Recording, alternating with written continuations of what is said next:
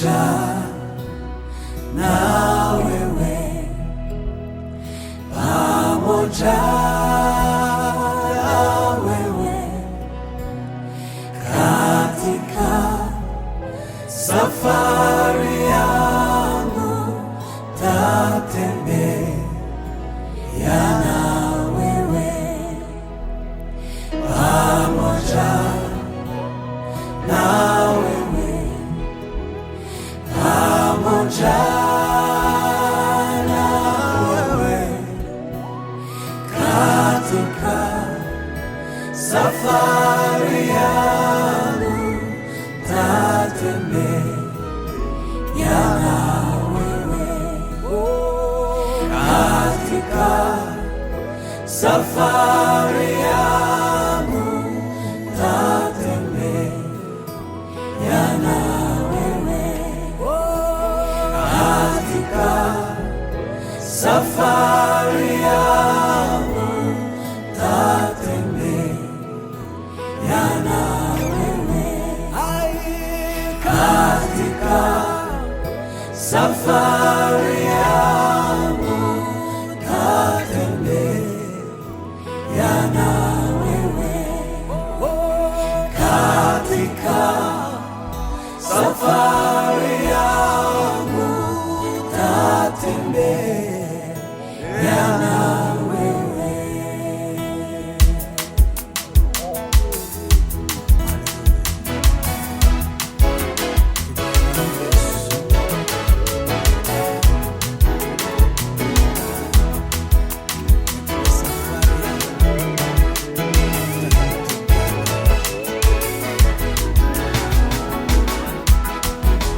Bwana, sehemu yangu, rafiki yangu wewe, katika safari yangu, tatembea na wewe.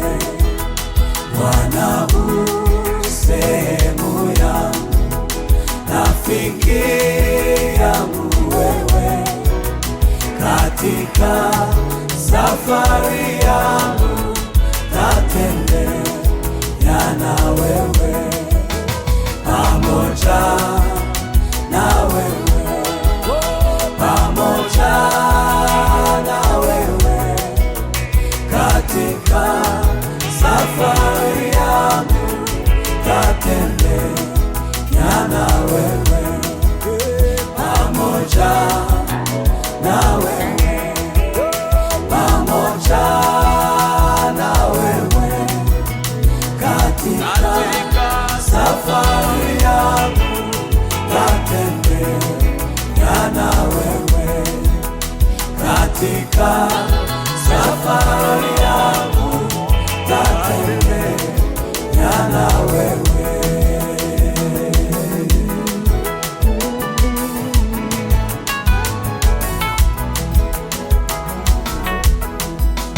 Mahali hapa sikutaka ili niheshimiwe, na yanikute mashaka sawa sawa na wewe. Mahali hapa sikutaka ili niheshimiwe, na yanikute mashaka sawa sawa na wewe, pamoja na wewe, pamoja na wewe, heri nikute mashaka sawa sawa wewe, pamoja na wewe, pamoja na wewe, katika safari yangu, tatembea na wewe,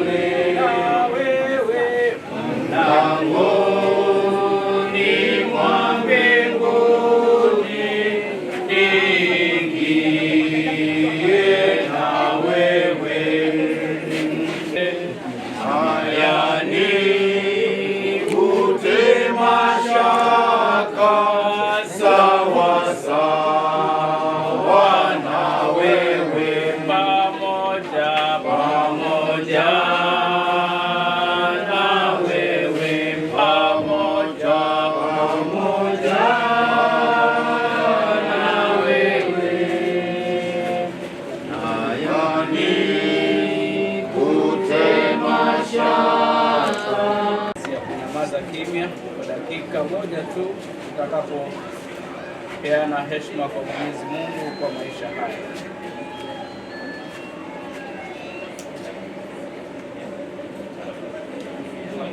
Tushirikiane sala ya Bwana. Baba yetu uliye mbinguni, jina lako litukuzwe, ufalme wako uje, mapenzi yako yatimizwe hapa duniani kama mbinguni. Tupe leo riziki yetu, tusamehe makosa yetu kama nasi tunakosea, usitie majaribuni, lakini tuokoe na Mungu. Kwa ufalme wako na nguvu na utukufu hata milele. Amen. Mwenyezi Mungu uishie milele, tunakushukuru kwa neema yako kuu ya uhai unaotujalia siku baada ya siku. Nakushukuru hata kwa neema yako tujalia Baba, ambaye umemwezesha katika kila upeo wa vipawa mbalimbali ulivyowezesha katika maisha yake, na hata kumpa uwezo wa kuwa na familia na kumwajalia watoto, wajukuu na hata vitukuu. Na hata sasa Bwana, ukiwa Bwana umepumzisha mwili wake na hata kuitwaa nafsi yake, unakabidhi nafsi yake mikononi mwako wakati wa majira haya. Ukazidi Bwana kupata kuwahudumia watoto wake, wajukuu wake, vitukuu, majirani na marafiki, uhusiano mwema na amani inayotoka kwako na baraka zako na faraja iliyotimilifu, kwamba katika wakati huu wanapokutana na kiwiliwili chake, wengine baada ya muda mrefu kutoonana naye, itaweza Bwana kuleta hali ya hisia na hata kutatiza mawazo yao. Lakini kwa uwepo wako Jehova ishi milele, tunaomba faraja yako ipitao fahamu zote ikaweze kuandamana na watumishi wako wanapotazama kiwiliwili hiki, wakaweze Bwana kupata kuridhia kuondoka kwake na kukubali maisha mapya na kuendelea Bwana kuangazia uwezo wako katika maisha yao. Zidi Bwana kupata kutuonekania katika kila hatua tunapoanza shughuli hizi na hata safari yetu kuelekea kule nyumbani. Bwana ukawezeshe neema yako ya kipekee unapotua katika boma lile, utukufu wako na uwezo wako uweze kupata kuonekana. Achilia kibali chako ni kwa ajili ya kila mmoja wetu Bwana, ukaweze kupata kutumika miongoni mwetu na ukuu wako kama jinsi ulivyomtoa mwanao Yesu Kristo. Bwana ukaweze kupata kutujaza na nguvu zako na kibali chako. Kwa Yesu Kristo tumeomba na kuamini. Amen.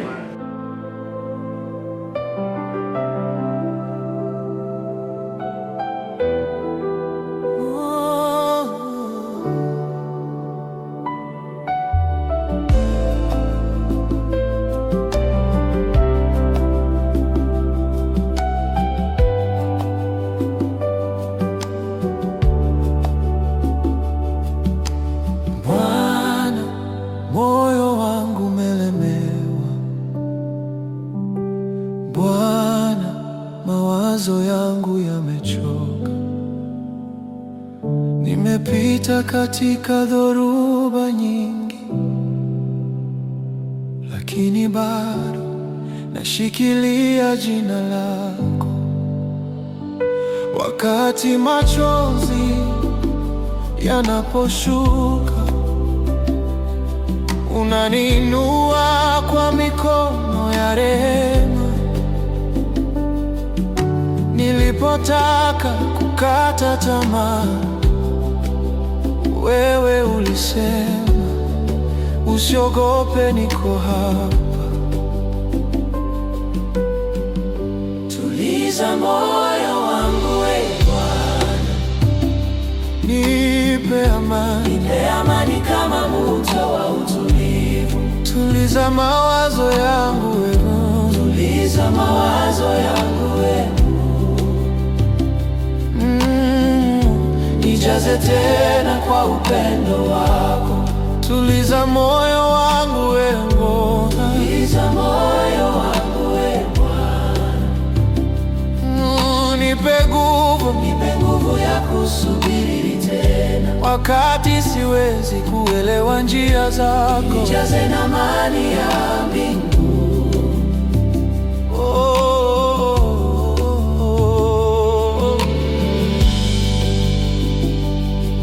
Kuna sauti nyingi ndani yangu, lakini ninataka kusikia sauti yako tu. Wakati upepo unapolia kwa nguvu, unanifundisha kukaa kimya. macho yangu yameelekezwa mbinguni, nikitumaini rehema zako za kila siku. Na ninajua hata usiku ukiwa mrefu, asubuhi yangu itachomoza na amani. Tuliza moyo wangu, niwe karibu zaidi na wewe. Tulia nami katika kimya cha rehema, niseme imani yangu ni wewe. Tuliza moyo wangu, Bwana, nipe amani isiyoelezeka. Tuliza mawazo yangu, Mungu, nijaze tena kwa upendo wako. Nijaze tena kwa upendo wako.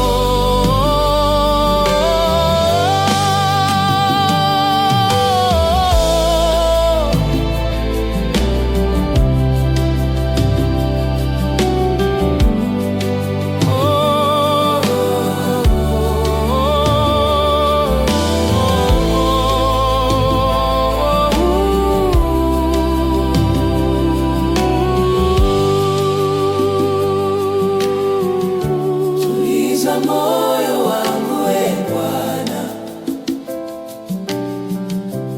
nipe amani isiyoelezeka.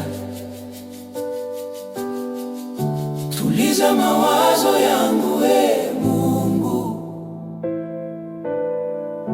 nijaze tena kwa upendo wako.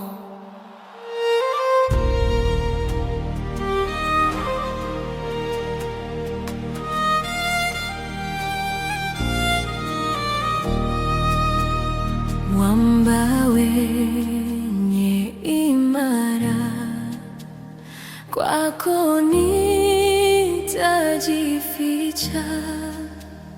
Maji hayo na damu yaliyotoka humo hunisafi na dhambi, hunifanya mshindi.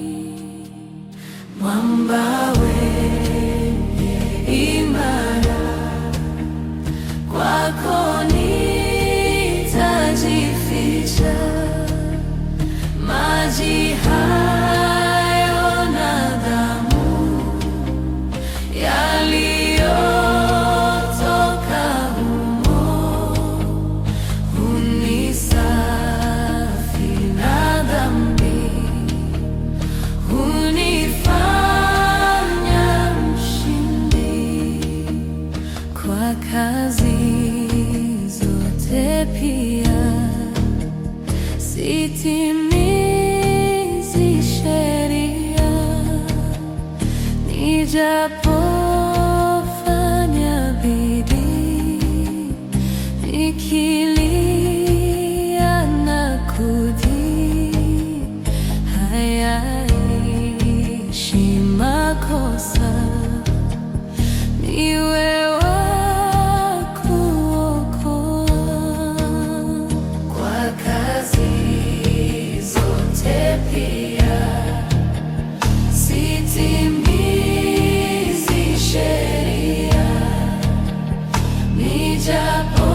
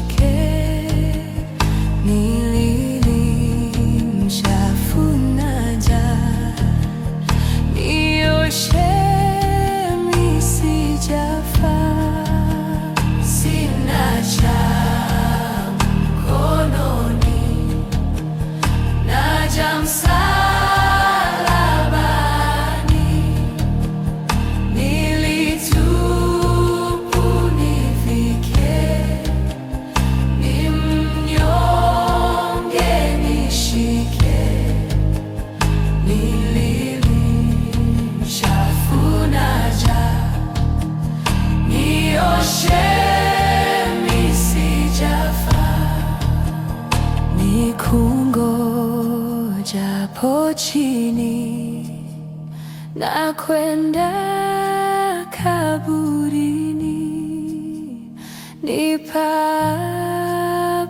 mbinguni na kukona enzini, roho yangu na iwe rahani mwako wewe. Nikungojapo chini na kwenda kaburini, nipapo mbinguni na kukona enzini, roho yangu na iwe rahani mwako wewe.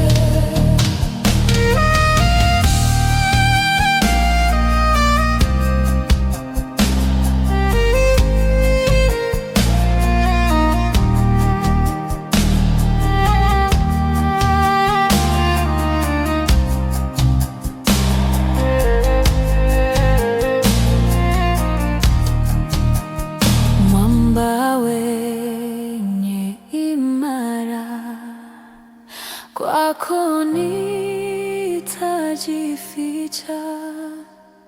Maji hayo na damu yaliyotoka humo hunisafi na dhambi, hunifanya mshindi.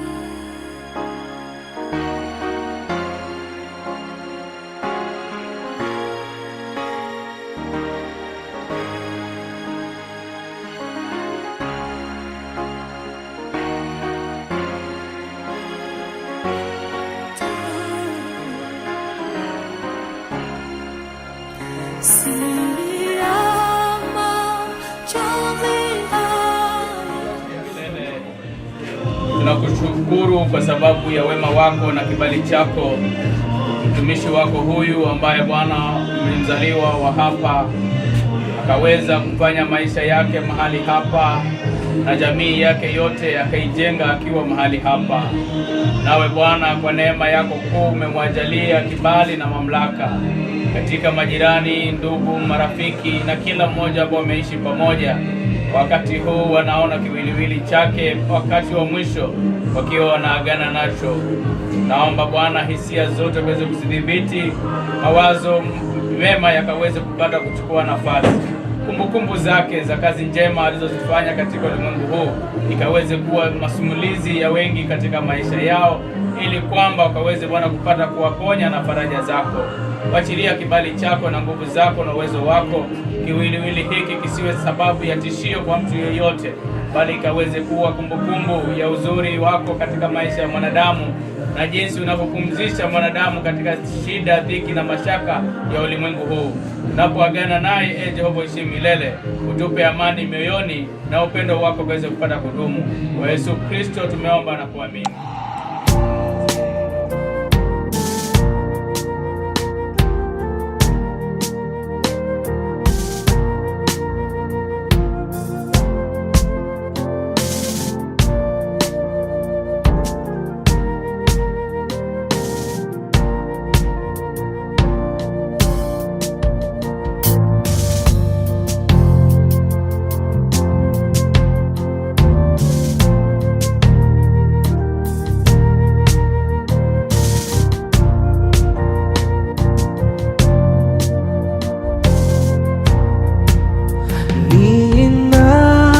haja nawe kila asa, hawezi mwingine kuniifaa. Yesu nakuhitaji vivyo kila saa, niwezeshe Mwokozi.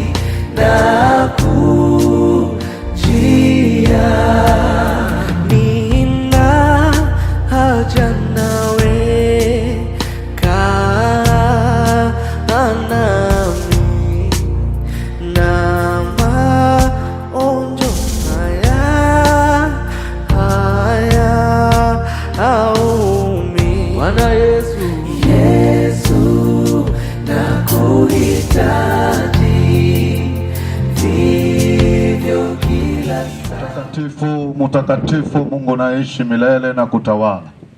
Tunalibariki, tunaliinua jina lako kwa sababu wewe ni Mungu. Tulipotoka mahali hapa tumekuuliza Bwana ukaende pamoja nasi. Ndivyo Bwana ulivyofanya na tumerudi tukiwa salama. Pokea sifa na utukufu. Hivyo tunakabidhi shughuli hii yote mikononi mwako. Wacha ukatuongoze kuanzia sasa. Bariki kila jambo litakaloendea kuanzia sasa. Mungu utukuzwe na uinuliwe maishani mwetu. Maana tumeomba haya kwa imani, kwa jina la Mungu Baba na Mwana, tunajikabidhi mikononi mwako.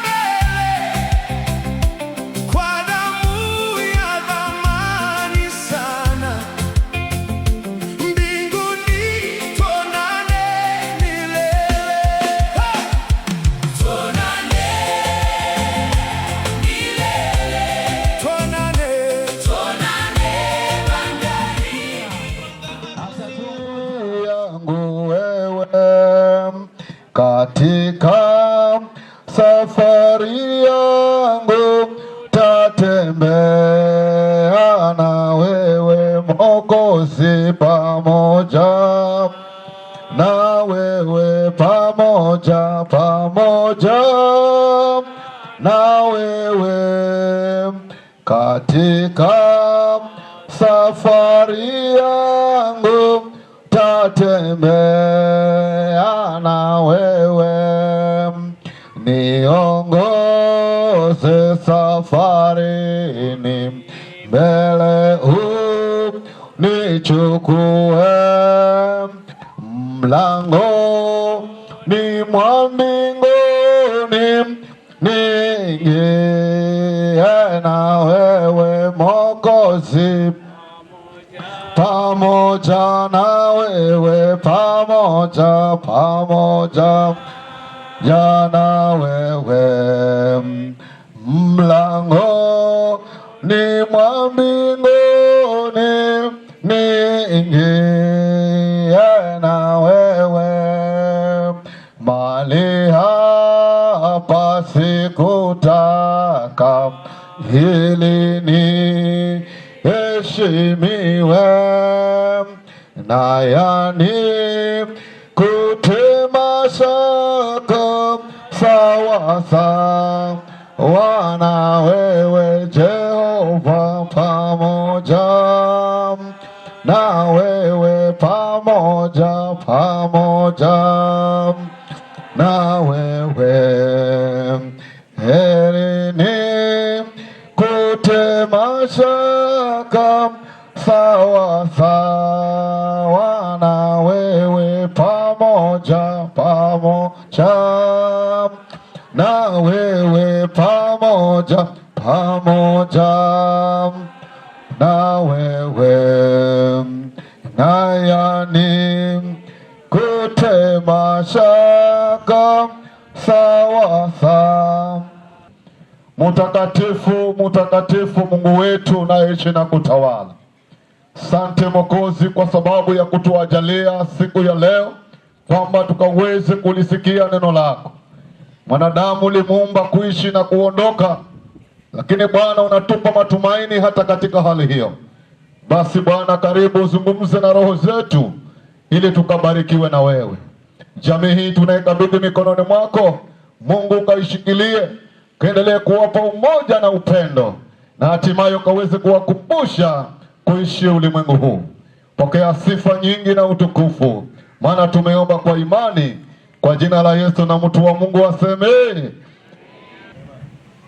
Mimi naitwa Reverend Ngala, kasisi katika uaskofu wa Mombasa katika kanisa la ACK, na ni kwa neema ya Mwenyezi Mungu kwamba leo tuko pamoja hapa na kesho tutashinda pamoja mpaka baba huyu tukaweze kupata kumweka mahali pake alipotengenezewa kwa ajili ya kungojea parapanda. Bwana Yesu asifiwe.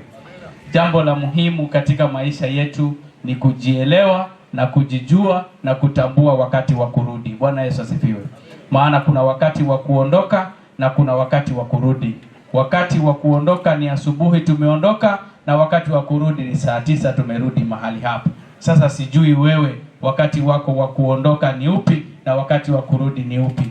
Lakini kurudi huku sio kwa mienendo ya kibinadamu hivi tunavyozungumza, ila mtumishi naomba ukaweze kuniandalia maandiko matakatifu katika Wakorintho Korintho wa pili mlango ule wa 5 kuanzia huo mstari wa kwanza, tukaweze kuona maisha haya ya ulimwengu huu na maisha ya kiroho. Paulo pale anazungumza na Wakorintho akiwajulisha ya kwamba kuna utofauti wa mwili na roho, na hiyo roho haina mauti iliyokubali kumpokea Kristo. Lakini kunacho kifungu kinasema mahali katika vitabu ambavyo tunavisikia hapa ulimwenguni, kinasema kila nafsi itaonja mauti. Ni kweli ama urongo? Ni kweli? Ni kweli Haya, tutaviona sasa hivi kama nafsi zote zitaonja mauti.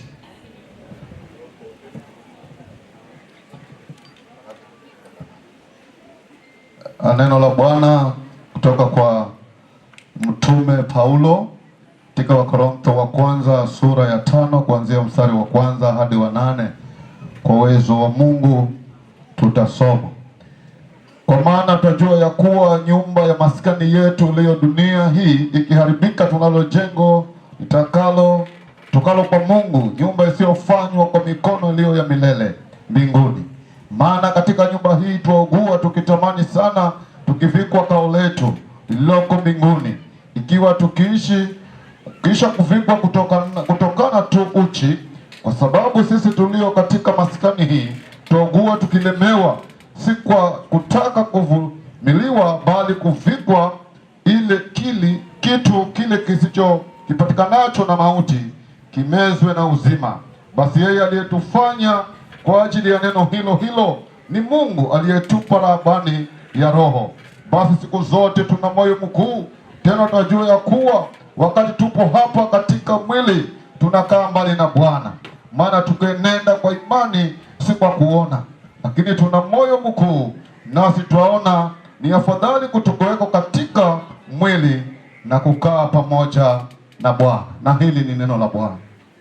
Nataka tuweze kusikilia makini kwa hili neno la leo, ambalo kwamba linaonyesha utofauti ya mwili na nafsi, ambayo kwamba Mungu ameweza kuiumba na kuiwekeza ndani ya maisha yetu.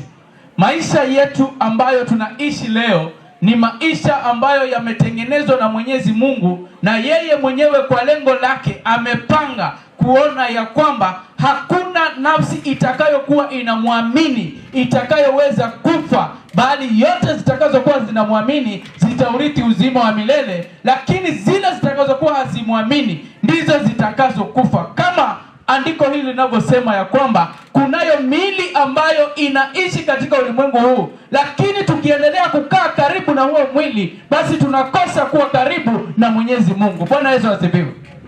Kunao mwili ambao kwamba tuko nao mahali hapa, lakini mwili huu haumpendezi Mwenyezi Mungu, kwa sababu matendo ya mwili huu yanaihatarisha nafsi yako kuingia katika moto wa milele. Kwa matendo unayoyafanya unaingia katika moto wa milele. Kwa mawazo unayoyawaza unaingia katika moto wa milele. Kwa maneno unayoyazungumza unaingia katika moto wa milele. Hivyo basi mwili huu tukiendelea kuweka pamoja na nafsi, hiyo nafsi inahatarishwa kukosa uzima wa milele, na hivyo basi havimpendezi Mwenyezi Mungu. Ndio maana Mungu anasema kwamba kwa maana tunajua ya kwamba tukiendelea kukaa karibu na mwili, basi tuko mbali na huyu Bwana. Bwana Yesu asifiwe. Mwili ni huu, nafsi ni hicho kilicho ndani yako kinachofanya mwili huu ukaweze kuelewa kila unalolifanya mahali hapa, ambacho hicho hakiwezi kuonekana. Lakini katika uhai wa mwili huu, hiyo nafsi inahusika kwa yale maamuzi unayoyafanya kila siku. Na nataka nimshukuru Mwenyezi Mungu kwa ajili ya baba. Nataka nimshukuru Mwenyezi Mungu kwa ajili ya hata watoto wake. Ninataka nimshukuru Mwenyezi Mungu kwa ajili ya wake zake, jinsi alivyosimamisha boma na kuliangalia na kuweza kuona ya kwamba kila analolifanya likaweze kupata kumrudishia utukufu Mwenyezi Mungu. Mwambie Bwana asifiwe Mungu. Wimbo unasema wakiriama, ni Bwana ametenda, haleluya, ni Bwana ametenda, haleluya. Mnaomanya huyo? Mambo ni kama haya. Mwenyezi Mungu anainua mnyonge akamweka mahali pa juu, anainua asiye na uwezo akamtia nguvu. Leo hii tunamsherehekea baba kwa sababu miaka tayari aliyoishi inatupa sababu ya kuweza kumtukuza Mungu. Bwana Yesu asifiwe. Miaka aliyoishi inatupa nguvu ya kuweza kusema hata na mimi angalau nifike miaka kama hiyo, maana tayari ni utukufu mkubwa. Miaka yetu ni miaka 70 na ukiwa na nguvu 80, nayo imejaa shida, dhiki na mashaka mpaka mwisho. Lakini Bwana amemwezesha baba yetu kufika 90. Hiyo ni utukufu mkubwa sana. Tunapokaa mahali hapa tukaweze kumtumainia Mwenyezi Mungu. Tunapoamua kufanya jambo, wacha tulifanye kwa sababu Bwana ana uhakika wa kuyatenda matendo haya. Mstari ule wa 8 unasema ya kwamba hatutembei katika hatuoni kwa macho yetu haya, bali tunatembea katika hali ya imani. tunatenda mambo kwa hali ya imani. Bwana, yule aliyekuwa mgonjwa katika bwawa lile la maji akiwa amehangaika miaka 38, alipoonana na Yesu, Yesu alimuuliza, mbona uko hapa? Akaanza kutapatapa, nikija mazika kitibuliwa munamgira mwingine anabona karaza hola iye minoni haha lakini sina mtu. Yesu amuza, una malani. Bwana Yesu asifiwe. Unataka nini? Umwambie nini Mungu kile ambacho unataka katika maisha yako, nawe utaweza. Bwana, unapopatikana na magumu, mwambie Mungu, nahitaji msaada wako. Amesema katika Zaburi, yeye ni msaada wa karibu upatikanao na mapema. Kwa hivyo tusimame tuombe tafadhali. Anaweza Bwana. Kama uko na nguvu simama. Kama una ujeuri wa nguvu ulizo nazo pia sawa. Endelea kukaa. Mwenye kugawanya nguvu anakuona na anakujua uwezo ulio nao.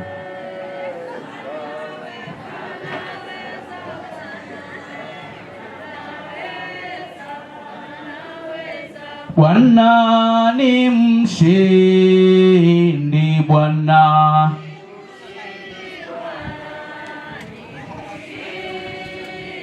kweli shindi, Bwana ni mshindi, ni mshindi, Bwana ni mshindi Bwana. Asante Mwenyezi Mungu kwa kutua katika boma hili. Nawe Bwana umenena nasi na mioyo yetu imeweza kupata kusikia neno lako. Tunaomba nguvu zako na msaada wako wa karibu ukaonekane katika boma hili na kila mwanafamilia. Bwana, ukaweze kupata kuwajalia watumishi wako uwezo na mamlaka, hasa wakati huu wanapotafakari jinsi ya kuweza kuachana na kiwiliwili cha mpendwa wao. Uwatie nguvu na uwezo wako. Bwana, ukawajalie amani yako ipite fahamu zote. Fedha na dhahabu ni mali yako, Jehova. Ukaachilie milango yako ikaweze kupata kutiririka mahali hapa, ili kwamba watumishi wako hawa wakaweze kupata kusaidika kwa mapema, ili jambo hili likaweze kupita salama na kuwaacha katika amani. Ukawajalie nguvu na uwezo watoto wake zake na hata vijana wote ambao Bwana wameandamana, wameshikanishwa naye katika hali moja au nyingine ya uhusiano. Ukahifadhi na kuwalinda watumishi wako hawa. Kwa Yesu Kristo tumeomba na kuamini. Bwana awabariki sana. Tukutane.